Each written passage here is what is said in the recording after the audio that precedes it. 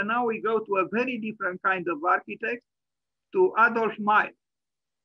Adolf Meyer, who was the man in the shadow of Walter Gropius.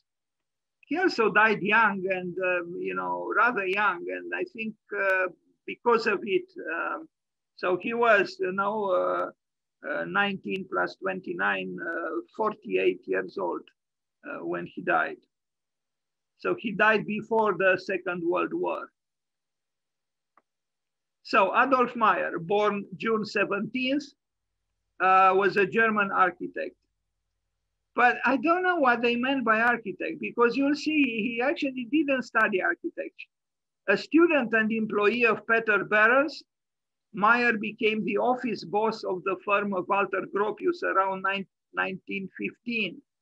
Well, he was already 34, and a full partner afterwards. In 1919, Walter Gropius appointed Meyer as a master at the Bauhaus, where he taught work drawing and construction technique. Meyer is also accredited as co-designer of the Gropius entry for the 1922 Chicago Tribune Tower competition, and we are going to see the project. From 1926, he practiced as an architect in the New Frankfurt project. I don't know what the New Frankfurt project is, but I end this presentation on him with a building he built for Frankfurt. So he was Walter Gropius' right-hand man, his #1 planner and a close confidant. In 1910, they had already worked together on the Fagus factory, one of the most significant buildings in modernist architecture. Walter Gropius had some kind of a genius for picking up very talented and interesting creative people and surround himself with. And maybe this was his greatest ability and greatest talent. As I said, I read that Gropius didn't draw, so he always worked with someone else. He worked with Marcel Breuer, he worked with Adolf Meyer. In this case today, we talk about Adolf Meyer. This was the man. Now, in this picture, this roll of paper probably is in a funny way insinuating itself almost like an earring for Adolf Meyer. Of course, it's not an earring, but the photographer probably didn't think of this.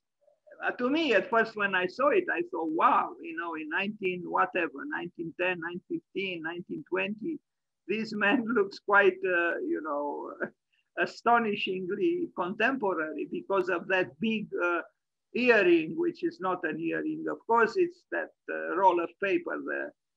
A project, of course. Otherwise, he's quite elegant with a bow tie and a nice woolen, tweed suit, it seems. Anyway, so between 1895 and 1897, Adolf Meyer completed a 2-year apprenticeship with a cabinet maker. Not an architecture school. He also received instruction in drawing. He then worked in the furniture workshops in Cologne, Krefeld, and Düsseldorf until 1901. From 1903, he attended the School of Applied Arts in Cologne.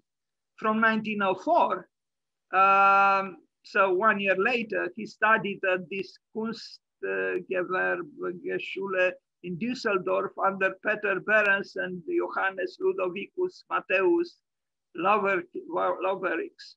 In 1907, Behrens hired his former student to work in his studio in Berlin. Between 1909 and 1910, Meyer worked for Bruno Paul. The same year, Walter Gropius hired him as the office manager at his studio. This fact that Walter Gropius trusted young people and gave them positions of responsibility again shows the open-mindedness of Gropius. After all, he was the one who said an open mind works best like an umbrella when it is open.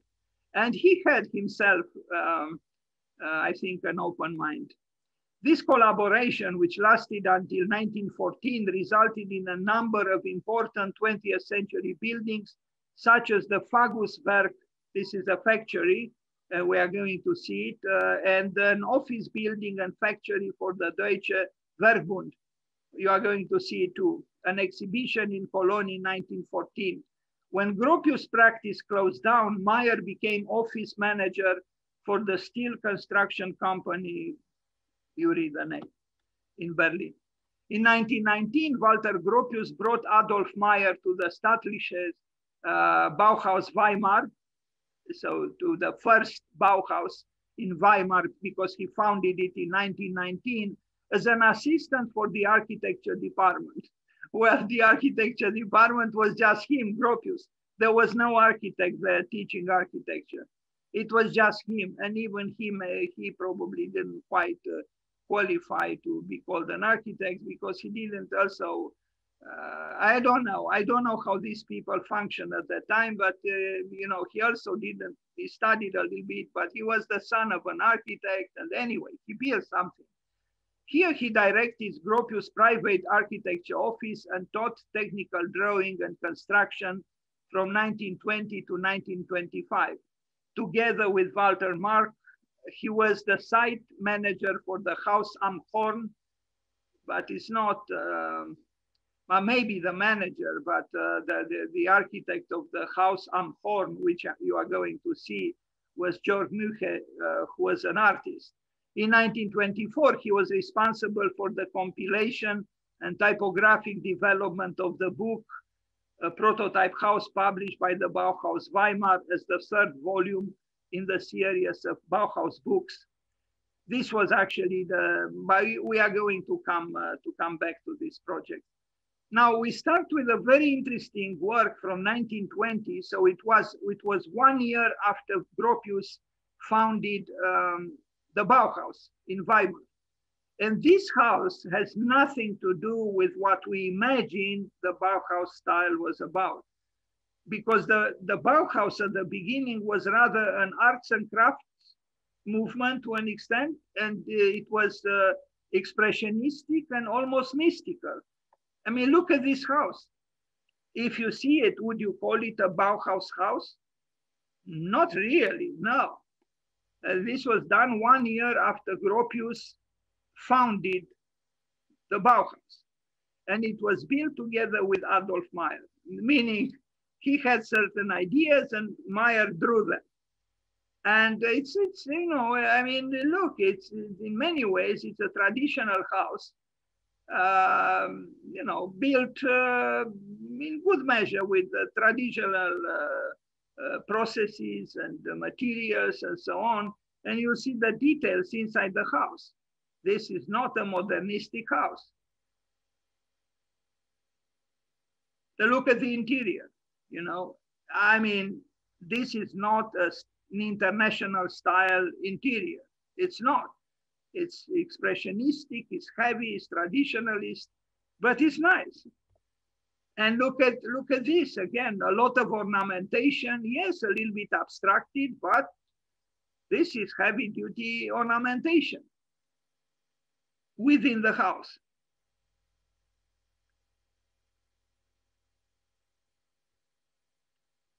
Interesting building, and I don't know exactly the role of Adolf Meyer, but he certainly had a role, and maybe it was more than just drawing.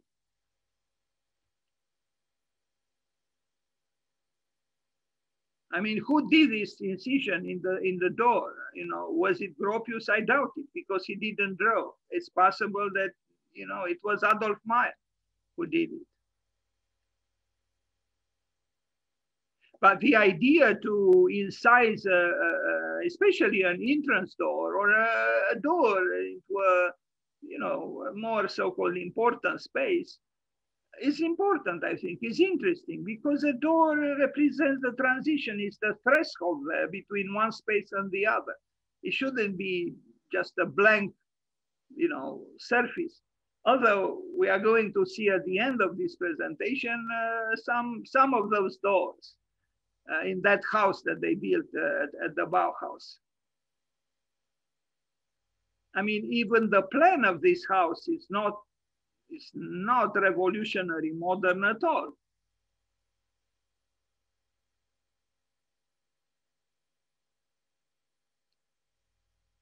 even the table. And the only so-called modern thing is the surface of the table, but otherwise, just like these ornaments and everything else is rather, well, look at the house. Now compare this house with the Charles Eames house or the Eames house. You can't. And the distance between them in terms of years is not so big, actually.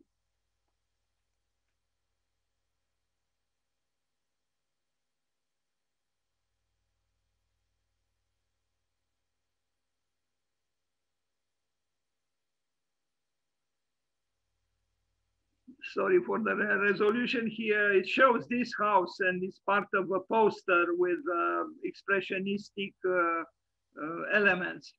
Now we arrive at truly the famous Fagus factory in Alfeld that he built together with Walter Gropius, and it's a good work.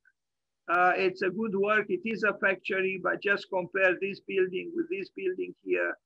It's very well done, and I like to think that again Adolf Meyer was instrumental not just in the implementation, the technical implementation of the building.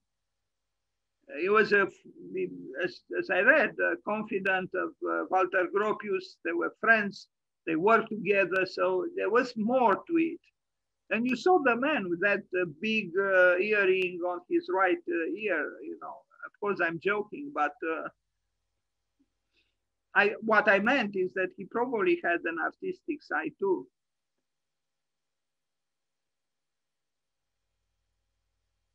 Thanks to Arch Daily, I'm able sometimes to have many details of various buildings because they have they have this way of presenting so-called classic works of Arch Daily classics very thoroughly.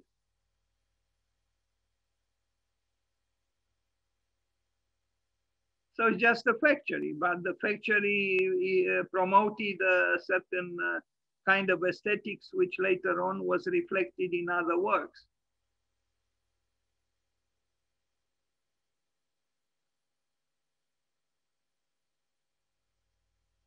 And it's a combination between the terrace, and sloping roof, and it is a little bit hybrid and a little bit ambiguous, but it's a quality, that after all, this was built, 100 years ago, and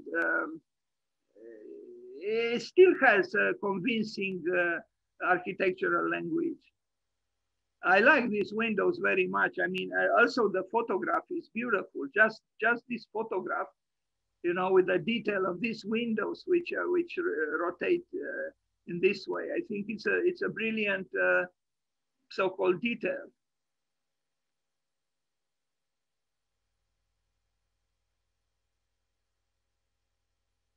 Very nice. And I'm sure Adolf Meyer had something to say here. The man in the shadow of Walter Gropius. But maybe it's better to be in the shadow of Walter Gropius than to be in the shadow of I don't know who. You could even be in the shadow of yourself. By the way of shadow, many years ago, when I was living in New York, I had this strange idea, but it was my middle life crisis. Although I was always in my middle life crisis, even when I was a baby. But then I had this idea. I was around 40 years old. I wanted to write a screenplay for a film about a man whose shadow follows him, but like half a meter, or I don't know, 20, 40 centimeters away from his body. Imagine you see a man on the sidewalk with a shadow a little bit distanced from his body, his own shadow. I didn't realize at that time that in fact, my idea was derived from the fact that I was myself divorced from my own soul. In a way, the shadow represents your own soul. I read in a book, The Golden Bob, by Sir Fraser. Very interesting thing. In fact, I think in Transylvania, in old times, it was believed that if you step on the shadow of someone at midday, something bad will happen to that person. So if you hate someone and you step on his shadow or her shadow, now please don't misunderstand me. I don't want you to do this. But that's what I read, that this was the belief, that if you stepped on the shadow of someone at midday, it has to be at midday, that person maybe even died the next day or something bad happened to that person. I think it's a metaphor for the fact that the shadow in a way represents the soul of someone. And having someone walk like some centimeters, a distance away from his shadow, would mean that that person was fractured from his own soul, as I was then, I think. Anyway, back to the Fagus factory. It's a plan of a factory. What can we do? Nothing really interesting here, but the building looks good. I mean, you know, for us, we are kind of tired of this kind of buildings because many appear to be kind of like this, but this was more than 100 years ago. And still, these windows make my day.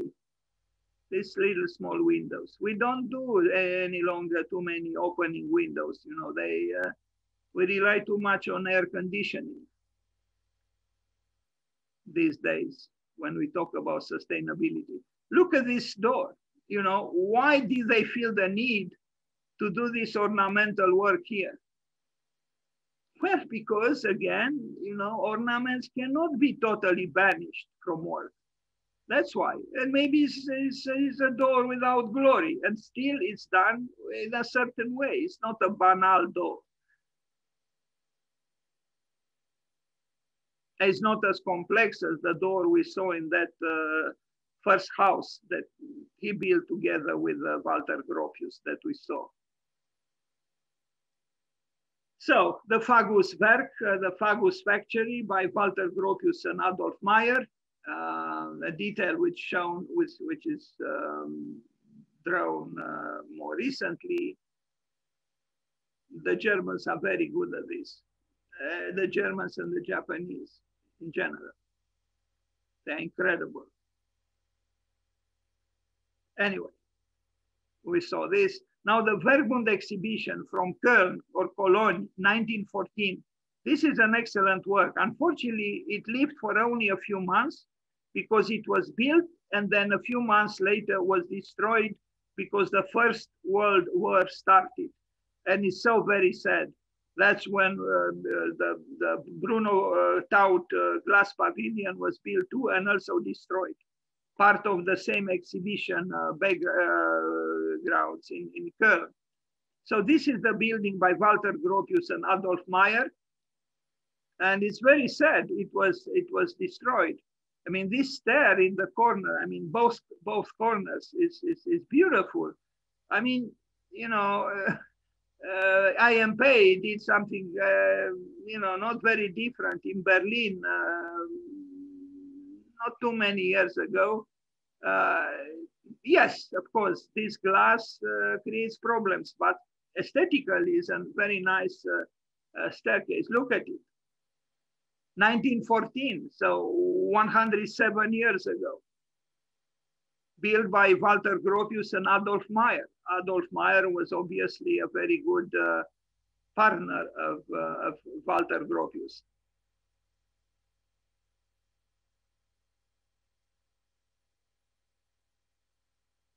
This is the administrative building. It was also supposed to be an industrial building. It still has a certain, I mean, the symmetry and, you know, it was 1914, just before the First World War started. Still, there are modern elements here that cannot be ignored. And in a way, I like this ambiguity, this hybridity. That it is a work which here in the center is not really very modern, or it is, but not to a large extent. But then the corners as something else. The glass, of course, is associated in general with modernity, with democracy, transparency, and all the rest. The opaque walls, I mean, this part could have been, part of Beijing or who knows what, even a temple architecture, perhaps, for some countries or religions. It's a good building. It was a good building, and the only thing we have are these black and white pictures. In 1914, they didn't make probably too many color pictures. Now the Chicago Tribune competition, competition which Walter Gropius lost, and unfortunately, most of the time, he is acknowledged as the author, but he worked together with Adolf Meyer. And as we read at the beginning, he is considered now, at least, as co-author of the project, which didn't win. This was the building, and I wouldn't say it was a truly unbelievable building. I mean, yes, modern, maybe for the time rather striking, but there were other projects more striking than his or them or theirs. Well, what can you do? One was famous, the other one was not. Walter Gropius was famous, so he is shown together with his tower. Where is Adolf Meyer? Maybe Adolf Meyer at the time when the picture was taken was busy in the office doing other drawings for Walter Gropius. What can you do? Life is not fair. The world is not fair. One works, one takes pictures of himself near the work that was actually not done by him, but by the one still laboring in the office. Yes, it's an unfair world. What can we do? Well, we should fight against unfairness, but even at this level, I mean, I look at his face, and I'm asking, this man doesn't feel guilt that, he certainly didn't do this drawing. I mean, this drawing was done manually and was probably done by Adolf Meyer. And he is displaying himself here together with the work as if, at least Michelangelo, as far as we know, he was hanging from the ceiling of the Sistine Chapel himself. He painted with his own hands that, but here, anyway, what can we say? What can we do? The boss is the boss, but the boss didn't win. I mean, these things could have been in many other ways. They did it in this way. I don't think it's a brilliant tower.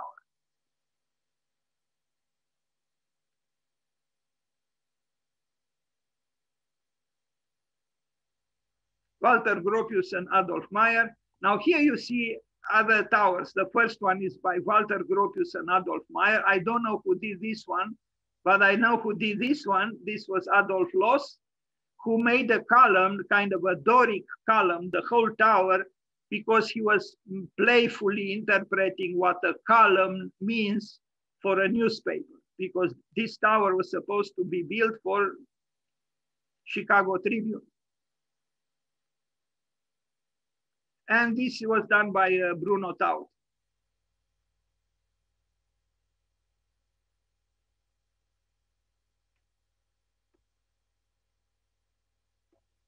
The tower that won the competition was one on the left, Neo-Gothic.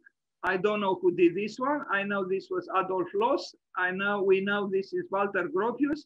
And this cartoon was done by the graphic artist of the Chicago Tribune, a cartoonist, but more recently, of course. Now this is the Haus am Horn. I don't know what this means in German. It was done with George Mucke.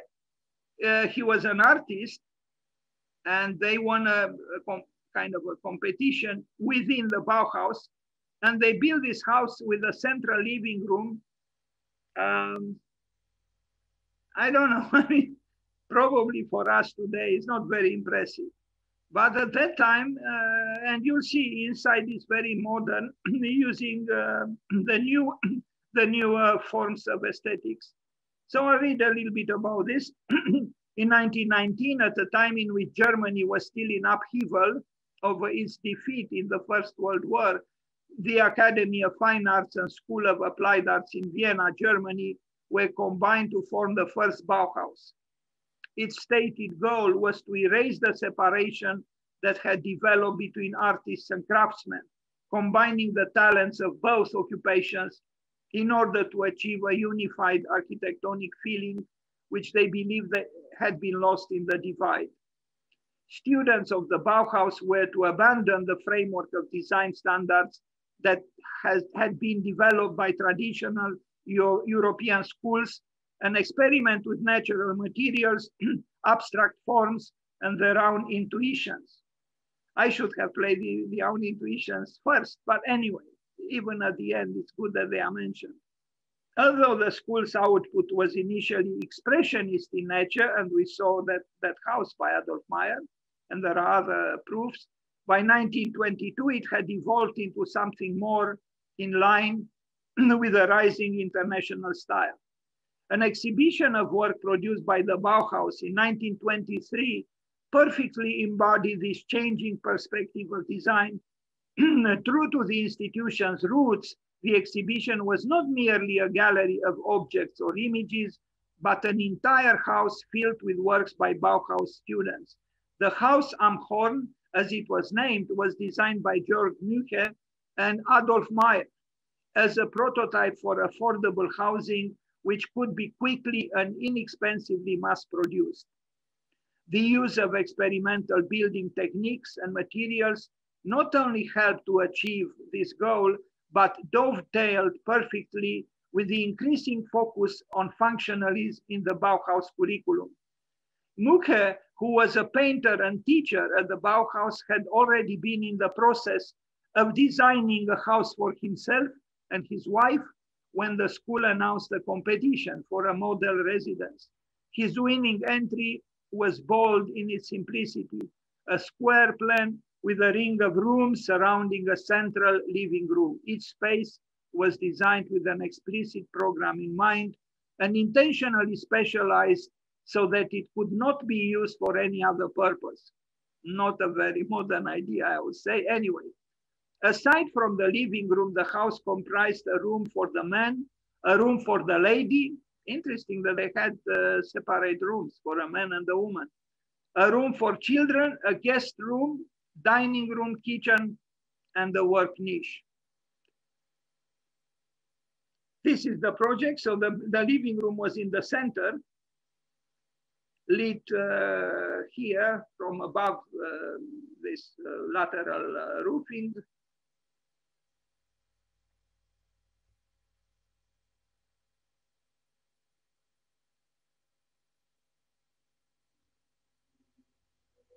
I don't know who did the furniture though. Quite a big radiator, isn't it? And interestingly, it was not placed under the window or near the window, but on the opposite wall.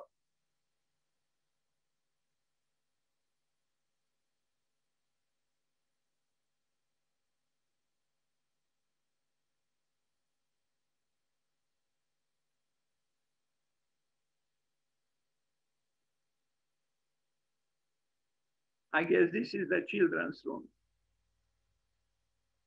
Unless it is Charles Eames' room with its cubes.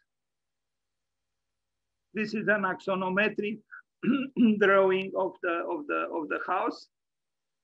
Somehow the axonometric drawing is more interesting than the built house because it has colors and it has these transparencies. You know, if you compare the axonometric with a building, I think the built building is much more blunt than the work, than the drawing.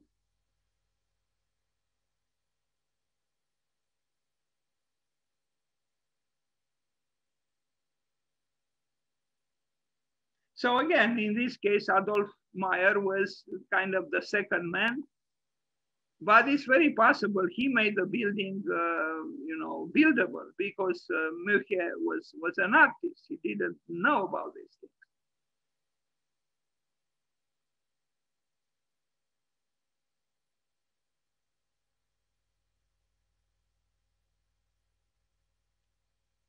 Interesting bathroom though, because mainly of this light here. And again, the giant radiator. I mean, these people didn't have problems with distributing heat in the apartment. Here, probably you take a cold bath just because in the room was so hot. I mean, you know, it was probably a small room, like a bathroom. You know, I mean, you know, the dimensions were not big, but the radiator is as big as in the other spaces. Anyway, it looks like a boring little school, or it doesn't look like a home, does it? The kitchen with a little flowing or fluid architecture here, thanks to the requirements of this, you know, part of what a sink is.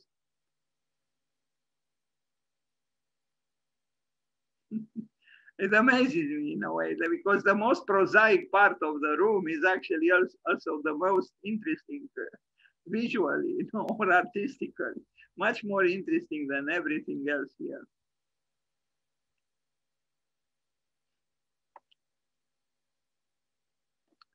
The old and the new, but the new seems rather, you know, blunt, really. Is it a progress from here to here? I love the new. I mean, in the case of Charles Eames' house, case studied 1-8, you know, it was a beautiful, you know, novelty. But here, I would, if you would ask me to choose between these two buildings, forgive my being retrograde or whatever, I would choose this building. I wouldn't choose it, this one, I guess, but who knows? Although on this wall you could project at night films by Ingmar Bergman. Okay, and now we arrive at the end of the presentation with 4 images about work he did alone. But he died in 1929, so you know he didn't have too much time to accept himself alone. But he built this building, which I don't know exactly what it is. What can we say? You know, it's okay, I guess. But is it glorious? I don't know. I'm not sure. Really, sorry for being honest, but I like this picture here. It's well taken, and you know, it's a more convincing corner of the building. But as a whole, the building I don't think is. It is not a wow building, no. And this is the last picture of the presentation, I think, with part of what we see here. Probably the most spectacular one is here. Probably the staircase is here. That's it. So, happy birthday, Adolf Meyer. And thank you for being here today.